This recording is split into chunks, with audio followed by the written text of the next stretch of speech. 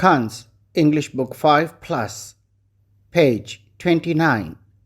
Dear students, today we will learn about the short and long sound of double O.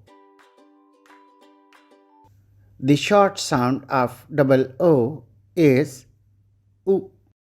Book, cook, hook, foot.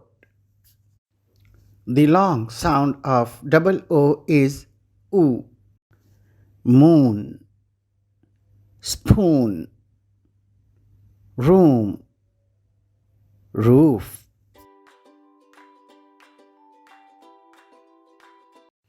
Respectable teachers and parents, explain to the children the short and long sound of double O, giving easy examples. Help the children in pronouncing the correct sounds of double-lettered words in the lesson. Clap for the children who perform great in this activity. Thank you.